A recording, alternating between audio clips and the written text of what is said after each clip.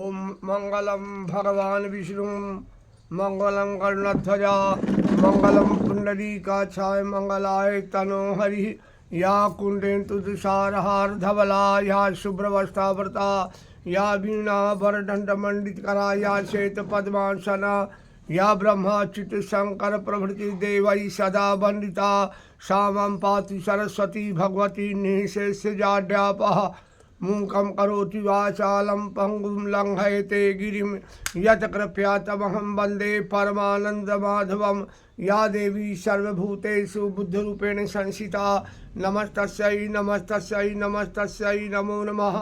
इस साल का नाम क्या है? काल युक्त नाम संवत्सर। इस मास का नाम क्या है? कार्तिक माह संवत्सर। शुक्ल पक्ष के नवमी की कथा मैं आपको सुना रहा हूँ। वो इस प्रकार है, एक ब्राह्मण देवता रहते थे, बड़े सदाचारी थे, हवन यज्ञ पूजा पाठ सत्कर्म में हमेशा संलग्न रहते थे। लेकिन उनके दो लड़के थे। दोनों लड़के जो हैं शराबी थे, उनके चरित्र आचरण अच्छे नहीं थे। माता पिता के मरने पर वो एकदम उद्दंड हो गए। लोफड़ों के साथ, बदमाशों के साथ, जुआड़ियों के साथ रह करके जुआ खेलने लगे, रंडीबाजी करने लगे। इस प्रकार सारा धन नष्ट कर दिया।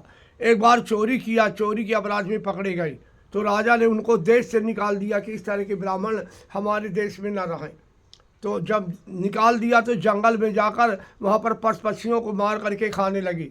इस तरह बहुत दिन हो गया। एक दिन शेर निकलता है और उन दोनों को पकड़ करके खा गया।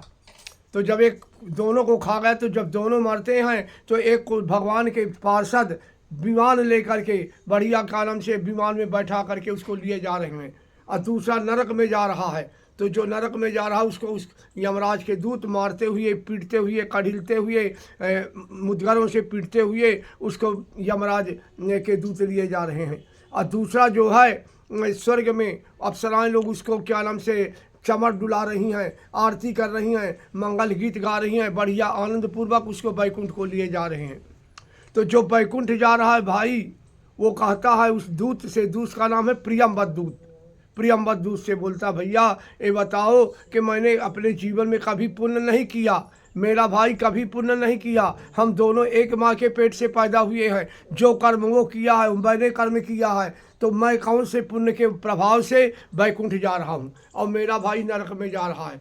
तो प्रियंवद दूत बोलता, भैया तुम बड़े धर्मात्मा हो, तुम्हारा दर्शन करने का महात्मा है, तुमने ऐसा पुण्य किया है जिसका कभी क्षय नहीं हो सकता, कभी नाश नहीं हो सकता। बोले मैंने क्या किया बताइए? बोले तुम अक्षय नवमी के दिन अपने गुरु की आज्ञा से उनके साथ गंगा में स्नान करने के लिए गए और 3 बार स्नान किया। तो पहले स्नान के करने से तुम्हारे सारे पाप जन्म जन्मांतर के पाप नष्ट हो गए। एक जन्म के नहीं, 21 जन्म के जन्म जन्मांतर के पाप नष्ट हो गए। और दूसरे पाप से तुम्हें, दूसरे बार के स्नान से तुम ये अक्षय बैकुंठ को जा रहे हो। बोले भैया ये बताओ, मैं तुमसे घंटों से बात कर रहा हूँ, तो शास्त्र में लिखा है कि आपस में अगर 7 प्रकार की बातें हो जाएं, 7 सेंटेंस में बात की जाए तो आपस में दोस्त हो जाते हैं। तो तुमसे मैं बड़ी देर से बात कर रहा हूँ, तो इस नाते से आप मेरे दोस्त हैं, तो मुझको ऐसा कोई उपाय बताओ जिससे मेरा जो भाई नरक में जा रहा है तो वो नरक से छूट जाए। बिना भाई के मैं स्वर्ग का सुख नहीं भोग सकता, न आनंद प्राप्त कर सकता। तो ऐसा उपाय बताइए जिससे मेरा भाई यमना यातनाओं से छूट करके और वो भी बैकुंठ को चला जाए।